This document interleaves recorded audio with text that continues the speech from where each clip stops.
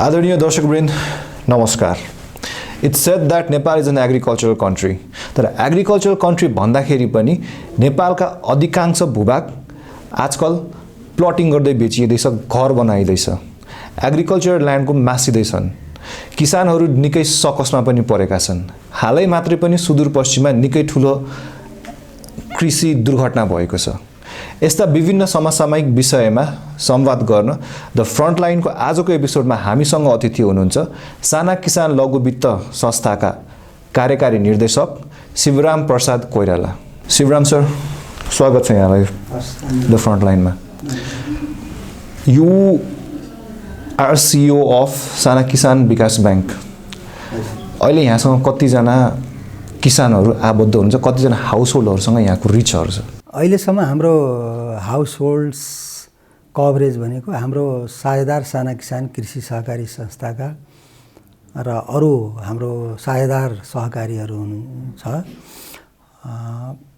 ती सबै टोटलमा गरेर 10 लाख प्लस हाउसहोल्ड्सलाई चाहिँ हाम्रो साझेदार सहकारीहरू मार्फत हामीले वित्तीय सेवाहरू पुर्याइरहेका छौँ। 10 लाख हाउसहोल्ड भन्दाखेरि हाम्रो यो हाउसहोल्डमा प्रत्येक हाउसहोल्डबाट एकजना मात्रै मेम्बर हुन पाउनुहुन्छ कि त्योभन्दा धेरै? एकजना मात्रै मेम्बर। त्यो हिसाबले यहाँहरूले प्रत्यक्ष असर पारेको कतिजना? 45 लाख पपुलेसनले चाहिँ हाम्रो यो कार्यक्रमबाट लाभान्वित हुनुभएको छ अहिले। अनि हाम्रो साना किसानले अहिले गरेको जति पनि राम्रा कामहरू छन् त्यसमा नेपालका 77 जिल्लाहरूमा अहिले समावेशिका छ। 77 होइन, अहिले हुम्ला बाहेक 76 जिल्ला भनौँ न। 77मा 76 जिल्लामा चाहिँ हाम्रो साझेदार सहकारीहरूले सेवा पुर्याइराखेका छन्। साझेदारी सहकारीहरू भन्दाखेरि यहाँहरूसँग साझेदारी गर्ने सहकारीहरू चाहिँ कतिवटा हुनुहुन्छ? 1300 प्लस। यो सबै नेपालभरिका? तर सर, हाम्रो हुम्ला जस्तो ठाउँमा जहाँ जुन एकदम विकट छ, त्यहाँ साँच्चीकै रियल हार्ड कोर एफोर्टको जरुरी छ, त्यहाँ चाहिँ साना किसान पुग्न नसक्नुको कारण के त? अवश्य पुग्छ। हाम्रो यो 2 वर्षभित्र अझ त्योभन्दा छिटो चाहिँ हामी हुम्लामा त प्लान गरिसकेका छौँ। अब हामीले साना किसान सहकारी खोल्ने, त्यसको स्थापना गर्ने, सञ्चालन गर्ने, त्यो प्रारम्भिक कार्य त हाम्रो सुरु नै भइसक्यो। तर सहकारी आफैमा चाहिँ स्थापना भएर दर्ता नहुन्जेलसम्म अब हामीले चाहिँ हाम्रो साझेदार सहकारी छन् भन्न मिल्दैन। तर 2 वर्षभित्र हाम्रो हुम्लामा पनि हुन्छ, पहुँच हुन्छ, त्यहाँका जनताहरूले पनि सेवा पाउनुहुन्छ भन्ने मलाई लाग्छ। र जहाँसम्म गरिबी र विकट क्षेत्र भन्नुभयो, गरिबीको हिसाबले त तराईका कयौँ जिल्लाहरू पनि त्यस्तै, त्यो इन्सिडेन्स अफ पोभर्टी एकदम हाई भएको जिल्लाहरू छन्। हुम्ला पनि हो। Humla, Bajhang, Bajura, poverty, incidence of poverty, below poverty line population त यी जिल्लाहरूमा, तराईका जिल्ला, यस्ता उच्च पहाडी क्षेत्रका जिल्लाहरूमा पनि पोभर्टी ज्यादै छ। हामी बिस्तारै बिस्तारै हाम्रो वित्तीय सेवामा पहुँच पुगोस् भनेर दुर्गम हिमाली जिल्लाहरूमा बढिरहेछौँ। हुम्लामा पनि पक्कै पुग्छौँ अब हामी। हाम्रो उद्देश्य के हो भने no one should be left behind from financial access. कोही पनि छुट्नु हुँदैन भन्ने हाम्रो यहाँले भनिराख्नु भएको छ। जुन पोभर्टी छ, पोभर्टी स्ट्रिकन छ, कति ठाउँमा अब मलजल पाउँदैनन् किसानहरू, टाइममा आफ्नो मेहनतको मुआवजाहरू पाइरहेका छैनन्। यो सबै समस्याका बावजुद सहकारीले एउटा कोअर्डिनेटिङ भूमिका गरे हुन्छ। नर्मल्ली 20-22 जना 25 जना साथीभाइ आफन्तजनहरू मिलेर एउटा सहकारी खोल्ने गरेछ। भलै उसको रिच आफ्नो ठाउँमा छ, कस्तो होला। तर साना किसानको नेटवर्कभित्र पर्न सहकारीले कस्ता मापदण्डहरू पुरा गर्नुपर्ने हुन्छ? यहाँले ठिक भन्नुभयो। केही सहकारीहरू भनेको त केही एफ्लुएन्ट पिपलहरू, केही इलिट्सहरू मिलेर पनि सहकारी खोल्न सक्छन्। र यहाँलाई पनि थाहा छ, सहकारीबाट धेरै विकृति विसङ्गतिका कुराहरू पनि हामीले विभिन्न मिडियाबाट सुनि पनि रहेछौँ। हाम्रो सहकारी भनेको त्यस्तो होइन। हाम्रो सहकारी चाहिँ समुदायमा आधारित हो। सहकारी यो समुदायका साना विपन्न किसानहरू, अन्डर प्रिभिलेज्ड, दलित, जनजाति, खास गरी महिलाहरूले चाहिँ आफैले स्थापना गर्ने, आफैले त्यसको म्यानेजमेन्ट गर्ने, आफैले सञ्चालन गर्ने खालको सहकारी हो त्यो। अनि अनि यस्तो सहकारीहरूमा चाहिँ आफैले व्यवस्थापन आफैले सञ्चालन गर्ने, आफै त्यो सहकारीको सेयर होल्डर पनि भएको, आफै बचतकर्ताहरू पनि भएको हुनाले त्यहाँ त्यो सहकारीहरूमा चाहिँ त्यस्तो विकृति विसङ्गतिहरू पनि देखिँदैन र सहकारीका सदस्यहरू चाहिँ मै खाऊँ मै बाँचौँ भन्दा पनि यसको सिद्धान्त पनि के हो भने हामी खाऊँ हामी बाँचौँ, हामी सबै मिलेर चाहिँ प्रगति गरौँ भन्ने उद्देश्य एकदम पवित्र उद्देश्यले चाहिँ हाम्रो साना किसान सहकारीहरू स्थापना भएका हुन्छन् र तदनुरूप यी सहकारीहरूले चाहिँ आफ्नो विपन्न समुदायलाई एउटा त वित्तीय पहुँच दिने काम त गरिरहेका छन्। अर्को कुरा चाहिँ जस्तो हाम्रो साना किसान बैंक भन्थ्यो पहिले, अहिले चाहिँ बाफियाले साना किसान लघुवित्त वित्तीय संस्था भनेर भनिएको छ। यसको चाहिँ मूल रूपमा 3 वटा उद्देश्य छ। एउटा चाहिँ वित्तीय पहुँचबाट कोही पनि नछुटुन्, चाहे जुनसुकै विकट दुर्गम क्षेत्रमा बसेका नेपाली जनता हुन्। दोस्रो चाहिँ कृषिको रूपान्तरण। कृषिको रूपान्तरण भन्ने बित्तिकै सबसिस्टेन्स फार्मिङबाट कमर्सियल फार्मिङमा जाने। त्यो कमर्सियल फार्मिङ त्यस बेला मात्रै सम्भव हुन्छ जब एजुकेटेड युथहरू कृषिमा इन्भल्भ हुन्छन्। त्यसैले हामीले चाहिँ पढे लेखेका साना किसान परिवारका 30 वर्षभन्दा मुनिका 20 देखि 30 वर्ष उमेर समूहका युवाहरूलाई, युवा भन्नाले हामीले केटा अथवा केटी दुवैलाई बुझ्छौँ, त्यस्तो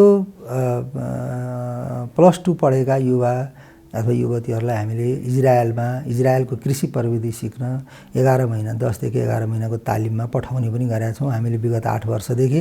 अहिलेसम्म 3200 जति युवाहरू चाहिँ पढेर फर्कि पनि सक्नु भएको छ र उहाँहरूले चाहिँ एउटा व्यावसायिक रूपमा आफ्नो जग्गा जमिन भाले आफ्नोमा नभए लिजमा लिएर भए पनि अथवा किनेर भए पनि व्यावसायिक कृषि पशुपालनहरू गरिराख्नु भएको छ। त्यसैले हाम्रो चाहिँ कृषिको रूपान्तरणमा यहाँले भन्नुभयो बजारको पनि समस्या, खाद मलको समस्या, यो खाद मल पनि हाम्रो साना किसान सहकारीहरूले चाहिँ किसानहरूका लागि चाहिँ थोकमा किनेपछि उनीहरूको चाहिँ प्राइसिङ कस्ट चाहिँ अलिक कम हुन्छ अनि त्यसरी चाहिँ अलिक रिजनेबल प्राइसमा आफ्ना मेम्बरहरूलाई चाहिँ दिने गर्नुहुन्छ। बिउहरू पनि हाम्रा साना किसानले त धान गहुँको बिउहरू आफै प्रशोधन गर्ने आफै बनाउने काम पनि गरिरहेको छ। सर यहाँले अघि जुन भन्नुभएको थियो इकोनोमिकली कोही पनि नछुटुन् किसानमा, अब यो अवधारणा बोक्दै यहाँले फाइनेन्सियली रेभिन्यू कसरी जेनेरेट गर्नुहुन्छ, त्यसलाई हार्भेस्ट कसरी गरिराख्नु भएको छ त? फाइनेन्सियल रेभिन्यू फाइनेन्सियल सोर्सको कुरा गर्नुभएको छ। सोर्स चाहिँ हामीले चाहिँ एउटा कम्युनिटी लेभलमा कोअपरेटिभहरूलाई प्रमोट गर्ने बनेकै कोअपरेटिभ होइन। हामी त यो दुर्गम क्षेत्रहरूमा नेपाल सरकारको सहयोग छ, आइफाडको सहयोग लिएर कहिले एसियाली विकास ब्याङ्कको सपोर्टमा हामी यो विकट क्षेत्रमा सहकारीहरू रेप्लिकेसन भन्छौँ हामी, त्यो आफै नयाँ बनाउने पनि हो। सहकारी चाहिँ त्यहाँ बनाउँछौँ अनि त्यसरी यो तल्लो समुदाय जसलाई हामी सो कल्ड अनटचेबल्स भनौँ न, त्यस्ता समुदायहरू महिलाहरूलाई छानी कन हामीले सदस्य बनाएको कारणले महिलाहरूको सहभागिता कतिको पर्सेन्टेजमा? 79% चाहिँ महिलाहरूको सहभागिता रहेको छ अल ओभर नेपाल। अनि सर यहाँहरूले यो मोनिटरिङ कसरी गर्नुभएको छ? किनकि it's a huge organisation, 10 lakh हाउसहोल्डमा रिच हुनु र 45 लाख मान्छेसँग डिरेक्टली लिङ्क हुनु भनेको चाहिँ भेरी ह्युज अर्गनाइजेसन। त्यसले मोनिटरिङ कसरी गर्नुहुन्छ यहाँहरूले? यो समुदायमा आधारित हामी आफै साना किसान विकास लघुवित्त वित्तीय संस्थाले आफै मोनिटरिङ डाइरेक्ट गर्दैन। एउटा सबभन्दा राम्रो, हामीलाई त मोनिटरिङ गर्न असाध्यै सजिलो छ। अब हाम्रा पार्टनर कोअपरेटिभहरू छन् 1300+ मैले भने, ती सहकारीका चाहिँ सदस्यहरू छन्। ती सदस्यहरू त त्यही कम्युनिटीका सदस्यहरू हुन् अनि त्यही कम्युनिटीका सदस्यहरू मध्येबाटै त्यहीँका प्रबन्धक छन्, त्यहीँका कर्मचारी छन्, त्यहीँका सञ्चालक समिति छन्। अनि हाम्रो स्ट्रक्चर पनि बडा राम्रो छ, युनिक टाइपको छ। एउटा ग्रुप हुन्छ, ग्रुपभन्दा माथि ग्रुप मिलेर अन्तर समूह अथवा इन्टर ग्रुप बनाउँछ, इन्टर ग्रुपहरूले मिलेर फेरि मेन कमिटी अथवा बोर्ड अफ डिरेक्टर्स भन्छ नि, त्यो बोर्ड बनाएको हुन्छ। अनि उहाँहरूले त हरेक घर परिवारलाई चिन्नुहुन्छ, उसको लोन लिने क्यापेसिटी कति हो, उसले लोन चाहिँ राम्रोसँग सदुपयोग गर्छ कि गर्दैन, भैँसी पालनको लागि हो भने भैँसी नै पाल्छ कि पाल्दैन, अथवा तरकारी खेतीको लागि हो भने त्यही काम गर्छ कि गर्दैन, त्यो सबै त्यो त्यहीँको समुदायकै मान्छेले मैले अघि भने व्यवस्थापन र सञ्चालन पनि त्यहीँका मान्छेले गर्ने, कुनै बाहिरको मान्छे जहाँ गएको हुँदैन। त्यसले गर्दा सबै घर परिवारलाई चिनेको हुन्छ अनि त्यसले गर्दाखेरि उहाँहरूले नै त्यो अनि फेरि त्यो सदस्यहरूको आफ्नै बचत पनि त्यहाँ हुन्छ अनि ऋण पनि उहाँहरूले चाहिँ आफ्नै बचतबाट दिनुहुन्छ। नपुग भएको पैसा चाहिँ फेरि उहाँहरूले आफैले बनाएको यो साना किसान विकास लघु वित्त वित्तीय संस्था हो। उहाँहरूकै सेयर 44% छ। हाम्रो टोटल पेड अप क्यापिटल अहिले 1 अर्ब 25 करोड जति छ, त्यसमा 44% त उहाँहरूकै सेयर छ। उहाँहरूले आफैले बनाएको यो वित्तीय संस्था पनि हो अनि नपुग भएको रकम यो वित्तीय संस्थाले दिन्छ। त्यसकारण उहाँहरूकै बचत र सेयरको पैसा त्यहाँ लगानी भएको हुनाले हामीले मोनिटरिङ अनुगमन गर्नु भन्दा पनि हामीले उहाँलाई मोनिटरिङ गाइडलाइनहरू दिने, काउन्सिलिङ गर्ने काम चाहिँ गर्छौँ, तालिम क्षमता विकासका कुराहरू चाहिँ गर्छौँ, तर मोनिटरिङ अनुगमन चाहिँ उहाँहरूले आफै गर्नुहुन्छ आफ्ना सदस्य। सर, अघि यहाँले जुन भन्दै हुनुहुन्थ्यो युवाहरूलाई कृषिमा लिएर आएर कृषिमा आकर्षित गरेर त्यसलाई कमर्सियलाइज गर्ने भन्दै हुनुहुन्थ्यो, तर नेपालमा कृषि साँच्चीकै कमर्सियलाइज भएको छ कि यान्त्रिकरण मात्रै भएको छ? नेपालमा कमर्सियलाइज कृषि भएकै छैन। त्यो त त्यसै प्रोडक्सन र प्रोडक्टिभिटीबाट देखिन्छ। अब त्यो कमर्सियलाइज भएको भए आज हामी यो कृषि र कृषिजन्य उद्योगहरू 300 बिलियन 3 खर्बभन्दा बढी 3.25 खर्ब जतिको चाहिँ हामी इम्पोर्ट गर्छौँ। त्यो तथ्याङ्कले देखाइरहेछ भने अब हाम्रो कृषि कमर्सियलाइज भएको छैन भन्ने कुरा त्यसै देखिन्छ। हाम्रो कृषि अहिले पनि सब्सिस्टेन्स फार्मिङ नै हो र त्यो सब्सिस्टेन्स फार्मिङको कारणले गर्दाखेरि नै पोभर्टी वास्तवमा अझ पनि हाम्रो रिडक्सन हुन सकेको छैन। Majority of the population depend on agriculture अनि त्यो एग्रिकल्चरमा बस्ने मान्छेको चाहिँ त्यो टेक्नोलोजीमा एक्सेस छैन। मुख्य कुरा प्रविधिले हो। कृषिको उत्पादन र उत्पादकत्व बढाउने भने प्रविधि हो, प्रविधि छँदै छैन। हाम्रो गभर्मेन्ट चाहिँ कृषिको कमर्सियलाइजेसन भन्दा साथै गभर्मेन्ट कतिको फ्रेन्डली छ त? गभर्मेन्ट फ्रेन्डली छ, गर्न चाहेको देखिन्छ, पोलिसी डकुमेन्टहरूमा देखिन्छ, बजेटमा देखिन्छ। कमर्सियलाइजेसन गर्नुपर्छ भनेर विभिन्न खालका स्किमहरू पनि ल्याएको देखिन्छ। तर एक्चुअली चाहिँ त्यो चाहिँ जुन वास्तविक किसान रियल फार्मर्सहरू हुन् ती फार्मर्सहरूमा अलिकति नपुगेको कति बोटलनेक्स चाहिँ भन्ने त देखिरहेको छ। त्यसैले हामी चाहिँ अब हाम्रो कुरा गर्नुपर्छ। अब हामीले सरकारले चाहेको छ, देखिन्छ, नीतिगत कुराहरू बजेटमा देखिन्छ, तर त्यो वास्तवमा सही किसानका जस्तो अनुदानका कुराहरू पनि रियल फार्मरहरू हाम्रोमा चाहिँ हामी भन्छौँ more than 60% are marginal and small farmers, जो चाहिँ 1 हेक्टरभन्दा पनि कम जग्गा भएकाहरू छ। जुनसुकै सरकारको सुविधा त जानुपर्ने त्यो वर्ग र त्यो समुदायमा हो, तर त्यो वर्ग र समुदायमा अझ पनि पुगेको छैन। यद्यपि गभर्मेन्टको इफोर्ट छ, पुगेको छैन। त्यसैले हामी चाहिँ त्यो समुदायलाई कृषिको सब्सिस्टेन्स फार्मिङबाट कमर्सियलाइज गर भनेर हामी चाहिँ प्रयत्नरत छौँ, हामी प्रयास गरिरहेछौँ र त्यो चाहिँ हाम्रो त्यहाँ गएर फिल्डमा हेर्न पनि सकिन्छ। सो त्यो जुन यहाँले भन्नुभएको थियो नेपाली युवाहरूलाई चाहिँ कृषिप्रति आकर्षित गर्नु छ, कमर्सियलाइजेसन गर्नु छ कृषिको भन्दाखेरि पनि, तर नेपाली युवाहरू अहिले कृषिप्रति भन्दा पनि विदेशी लाइफतिर बढी ढल्केको देखिन्छ।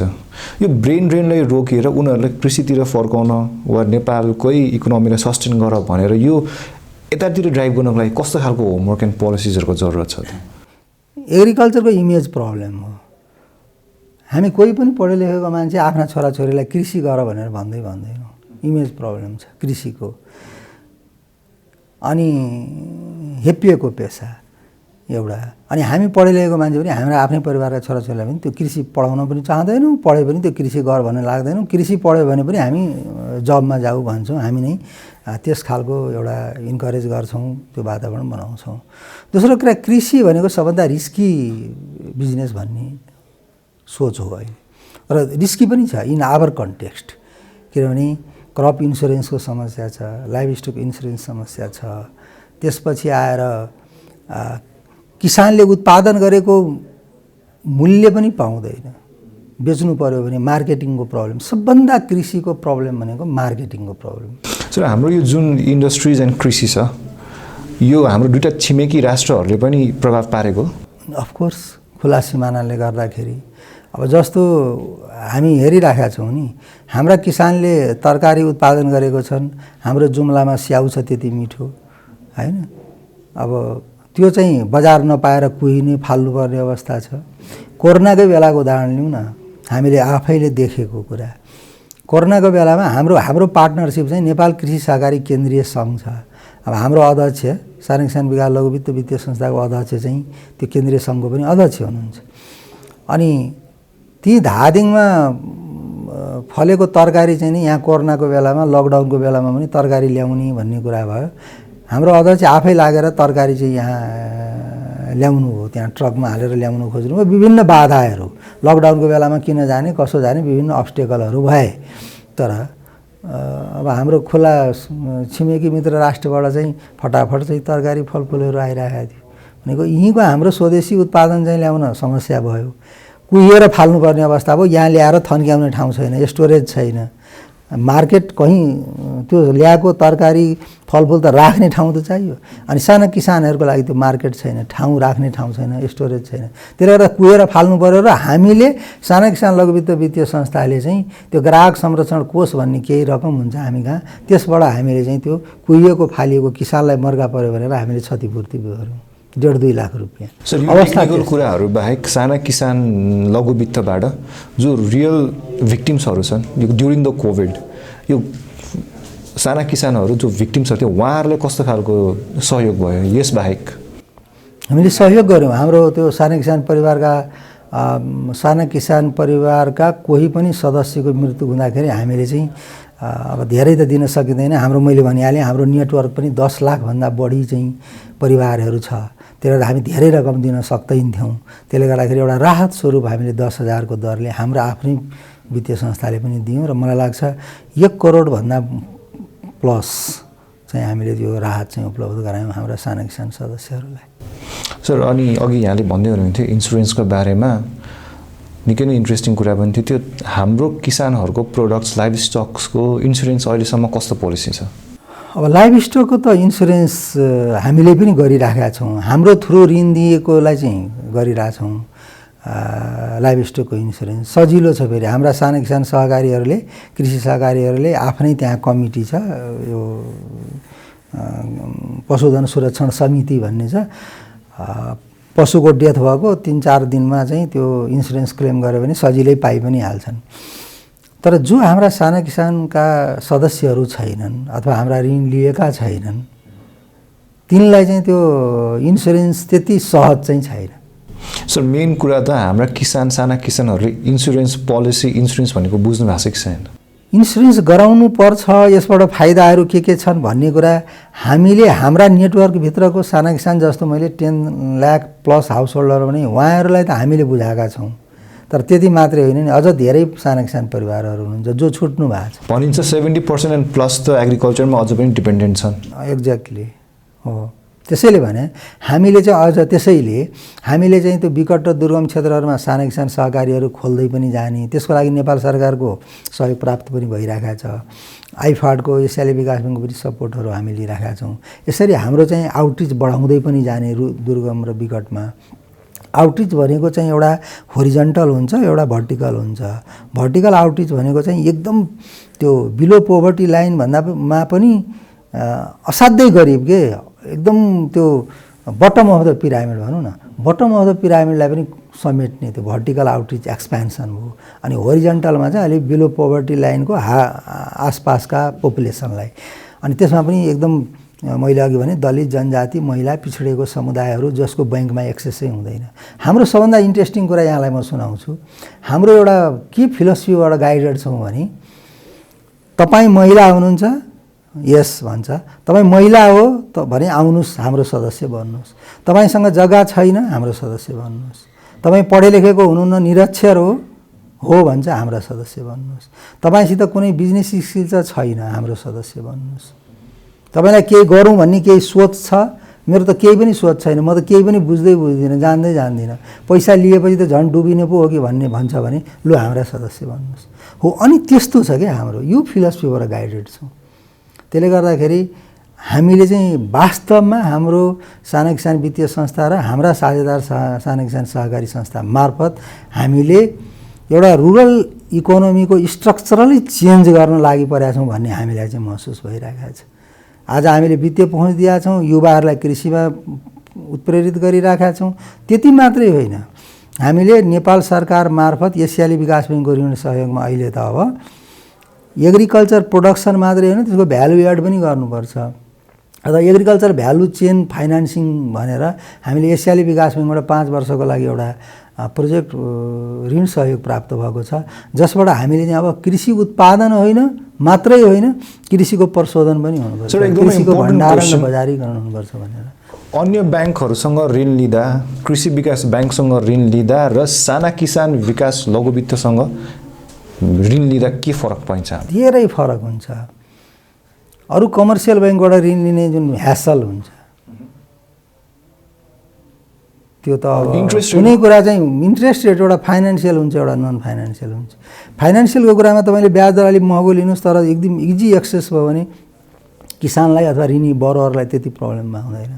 तर यहाँ त कस्तो छ भने कमर्सियल ब्याङ्कबाट ऋण लिँदाखेरि चाहिँ एउटा फाइनेन्सियल इन्ट्रेस्ट रेट हायर, अलिकति लिटिल बिट हायर त छ नै। दोस्रो चाहिँ तपाईँको अर्को ह्यासल पनि, आउने जाने ट्रान्जेक्सन कस्ट भन्छ नि, कतिचोटि आउनु जानुपर्ने, धाउनु पर्ने, भ्यालुएसन गर्नुपर्ने आदि इत्यादि। हाम्रो साना किसानबाट, हाम्रो पार्टनर साना किसान सहकारीबाट ऋण लिँदाखेरि चाहिँ त्यो घर आँगनको वित्तीय संस्था जस्तै हो। त्यो घर आँगनमा चाहिँ ऋण लिनु पऱ्यो, त्यो कुनै 10 बज्नु पर्दैन, 8 बजेदेखि अफिस खुल्छ, त्यहाँ गए भयो। 5 बजेपछि पनि हामीले खोलेको सहकारी हो, 5 बजेपछि पनि उपलब्ध छ। त्यहाँ कुनै ट्रान्जेक्सनको 2 चोटि 3 चोटि 4 चोटि ओभर दोहोर गर्नु परेन। 1-2 चोटि ओभर दोहोर गर्नु पऱ्यो भने कति हिँड्नु पऱ्यो भन्दा 1 देखि 2 किलोमिटर हिँड्नु पऱ्यो, पैदल हिँडेर जानु पर्यो। यसमा अनि मोर्टगेजको के छ त? हजुर, कुनै मोर्टगेज यसो छ, यो सीमा छ। जस्तो 3 लाखसम्म ऋण लिनु पऱ्यो, समूहमा हुन्छ, ग्रुप लाइबिलिटीमा हुन्छ, मोर्टगेज कुनै आवश्यक भएन, त्यो समूह नै भयो। त्योभन्दा माथिकोमा चाहिँ धितो लिने हुन्छ। जस्तो धितो छ, अब जस्तो पाखो छ, ऊ छ, उत्पादन नहुने केही चाहिँ फिजिकल कोल्याटरल दिन सक्छ भने त्यो पनि हुन्छ। जस्तो हाम्रो कमर्सियल ब्याङ्क जस्तो चाहिँ त्यो बाटो छेउमा हुनुपर्ने 12-20 फिटको बाटो हुनुपर्ने। तर अब टाइम पनि हामीसँग निकै नै कम छ होइन। अब अर्को पाटो हेर्दाखेरि साना किसानबाट अब सुदूरपश्चिममा जुन किसानहरूले अलिक दुःख पाउनु भएको छ त्यसको लागि कस्तो एड्रेस हुन्छ? सुदूरपश्चिममा हजुर, अब जुन पानी परेर क्रप्स हार्भेस्ट हुनुपर्ने सिजनमा डुब्यो, त्यसको लागि हामीले त वास्तवमा तथ्याङ्क मागिराखेका छौँ। अब हामीले चाहिँ नेपाल अधिराज्यभरिका सकेदेखि त हामीले सम्पूर्ण नेपाली जो दुःख पीडामा पर्नु भएको छ सबैलाई मद्दत सहयोग गर्नुपर्छ, त्यसमा कुनै शङ्कै रहेन। तर हामी पनि त एउटा साना किसान, एउटा लघुवित्त वित्तीय संस्था हो, हाम्रा पनि केही सीमाहरू छन्, हामीसित पनि सीमित स्रोतहरू छन्। त्यसले गर्दा हामीले अहिले तथ्याङ्क लिइराखेका छौँ। हाम्रा साना र विपन्न किसान परिवारहरू कतिजना चाहिँ त्यसरी प्रभावित हुनुभयो, धनजन कति क्षति भयो, अहिले जनको क्षति थाहा भने छैन भन्ने बुझिया छ मानिसहरूमा, तर घर भत्किएको, बाली नानी नोक्सान भएको भन्ने डेटाहरू आइरहेको छ।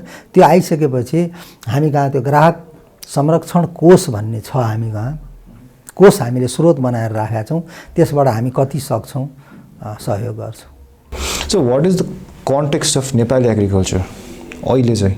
अहिलेको प्रेजेन्ट कन्टेक्स्टमा नेपाली एग्रिकल्चरको स्टेक कस्तो छ? किनकि हामी कहाँ हेर्ने हो भने म्यान पावरको कमी पनि देखिया जस्तो लाग्छ मलाई। पहिलो त कृषि भन्ने बित्तिकै यु निड ल्यान्डै छैन, फ्रेगमेन्टेड ल्यान्ड छ होइन, एउटा त ल्यान्डै छैन। दोस्रो कुरो मैले भने कृषि भनेको एउटा उद्योग हो, कृषि भनेको व्यवसाय हो, त्यो कुरा हामीले इस्टाब्लिस गर्न सकेका छैनौँ। सो इफ कृषि भनेको उद्योग हो भने यसमा सहुलियत किन त त्यसो? हजुर, कृषि भनेको उद्योग हो भने कहिले के सहुलियत, कहिले कस्तो सहुलियत, यो किन त त्यसो? होइन, सुरुमा त तपाईँले भने नि इमेजको प्रब्लम छ, कोही मान्छे लाग्नै चाहँदैन। तपाईँले केही इन्सेन्टिभ दिनु भएन भने त कसले कृषि गर्छ त?